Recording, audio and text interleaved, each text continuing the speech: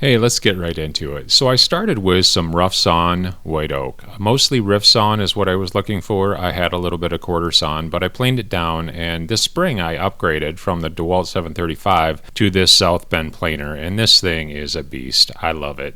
I can't say enough good stuff about it. So the first thing I did was go over to the joiner and get one good straight edge.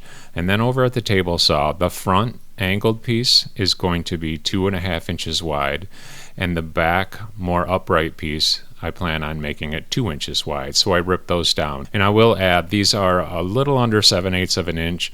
I work in 3/4 a lot, just like most everyone else, but it felt a little bit too normal. I wanted to do it a little bit thicker, just to have a slightly different dimension on that and make it a little bit more thick. And then with those pieces cut, I was able to clamp it down and lay it out. I opted for a 26-inch space on the feet. That was extremely arbitrary. I just kind of guessed that that would give you enough spacing between the rungs on the ladder so the quilts really weren't binding on themselves. And then I determined where I was going to put my stretcher support piece in and started figuring out those angles. And then it was back to the table saw where I cut the stretcher piece. And then because there's two sides to this, everything is being done in duplicate. Also, on these pieces, I'm cutting them 4.5 inches wide. Another just very arbitrary number, but it felt like that was substantial enough to give the piece balance and not a chintzy little stretcher. And then back over to my A-frame, I just laid that board in position and marked the angle. That angle turns out to be right about 22 degrees. So I got that set up on the miter saw and made that cut. And then because I don't want the stretcher to be too plain, I decided to put an arc on the bottom of it. So the way I did that is just dropped it into 2 clamps and took a thin piece of plywood and just pressed upward to create that arch. I marked it with a pencil, and then I will move on to cutting that out. And then again, because there's two pieces, to maintain uniformity and the accuracy of these two arches, I'm going to double side tape them together, and that way I'll process them at the same time to ensure they're both exactly the same. And then with that done, I can proceed to go over to the bandsaw and cut them out. I took my time on this cut, trying to stay as close to the line as possible, but just outside the line to leave a little material to sand it down and get a good smooth surface. After that, I thought about using a spoke shave to get some hand tool time in, but I opted for the ease of the spindle sander. I just snuck up on that line and got a good smooth finish on it. And with that done, I moved over to cutting the angle at the top of the two uprights. This is greater than 45 or 50 degrees like most miter saws can cut. So to work around that, you put a 45-degree angle block down and then establish the angle on your saw. As long as the sliding miter saw is deep enough, you can make that cut. You just have to make sure to really either clamp this piece down or really securely hold it in place. For me, I have a step ladder in the background, and I'm putting quite a bit of downforce on it as I cut so that it doesn't grab and pull into the saw. With that done, I went ahead and laid it back out again to make sure that all my angles were indeed correct. Once I did establish that they were, I went ahead and started laying out where the ladder rungs were going to land.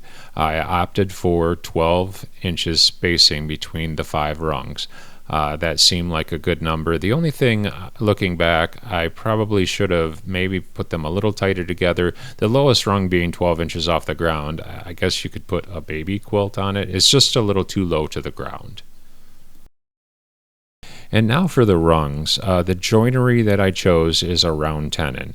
And I'm not going to go in a huge amount of detail as far as how I did this on this video because I already showcased it in a previous video, and I will put that link in the description. But in a nutshell, basically I built a jig in about 10 minutes. There's a router bit set in there, and I adjusted the fence to sneak up on that fit. The router bit is set to the right depth to create the shoulder at the right height on that round tenon, and I just insert the piece and rotate it 360 degrees.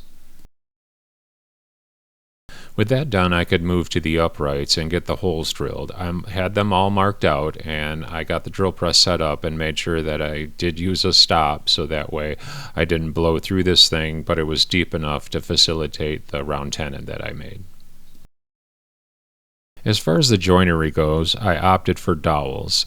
I don't have a domino or anything, which probably would have made things far easier, but dowels are still a solid way to make this connection. If I had a nice doweling jig, it would have helped. I have a really crappy one that probably cost me $15 at Harbor Freight. It did get the job done and worked surprisingly well, as cheap as it is. And then I glued the dowels into one half of each of the joints. I went in and had lunch, and when I came back, that was set up enough where it was time to start assembling this. And then I'm sure by now you've seen the whole trick with using CA glue and your cutoffs for clamping calls as far as getting these angles clamped together. The CA glue is a little bit too brittle to be a very strong bond, but it's strong enough to hold that angled board on there so you can get good clamping pressure on it. I will add that I've gotten a lot more mindful about how much I'm using CA glue and accelerator just because of the health effects of it. I try to use it outdoors if possible, but unfortunately it's dark outside and I have to use it indoors tonight. So anyhow, after I get those cawls glued on there, I went ahead and just smeared some glue on it and got this thing clamped together. Once I got this one done, I set it aside and did the same thing for the other side. So then the next day, that glue was all dry, and as you can see, with just a very light tappy tap, those little blocks just fall right off, and a little bit of sanding, and you'll never know they were there. So then this is where I realized a little oversight on my part. The back doesn't have any lateral support, so it would be pretty flimsy. Luckily I had enough white oak left over that I could make another strut or rung to add to the back. But here I'm just getting the hole drilled out. It's a little unwieldy with the whole frame glued together, but it's just a small blip in the whole progress here.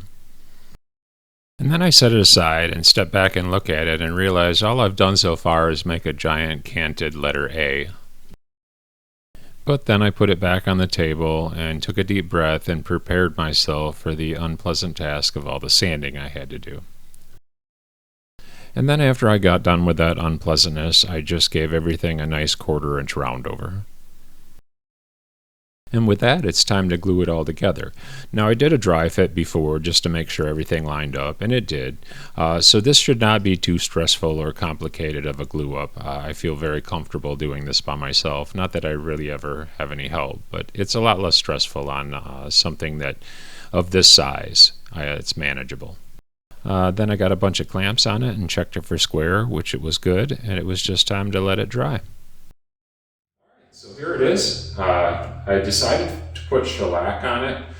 It dries fast. I think it's kind of an undervalued finish. Of all the film finishes, I really like it a lot. I kind of started using it again recently and I kind of fell in love with it again. I could have used Rubio or some other hard wax oil, but I decided on this. But like any other film finish, when you put your first coat on and you spend all this time sanding it and then you got it really smooth and you feel it and now it's rough again. That's normal. Most people probably know this, but I'll address it anyway. And you raise the fibers a little bit. The fibers swell as they absorb that liquid and then they dry and it leaves little rough feeling patches on it. So you just sand that down with probably around 320. On your first coat. After the second coat, 600, it's going to swell a lot less because you've kind of sealed it with the first coat. As long as you don't over sand the first coat, and then go back to like 600 on the second coat, and then the third coat, you really just, that's it. And anything after that, you really don't need to sand unless you have a really dusty environment, which you do want to try to avoid. So anyway, I'm going to try to get the suit smooth again and put another coat of shellac on it. So then I added another coat and another coat, so it ended up getting 3 coats, which was sufficient for what it is. Just going to have quilts on it. With that, it's all done, and I can take it in and show it to my wife and see if she's happy. So I took it inside, and she hated it. Nah, I'm kidding. She liked it.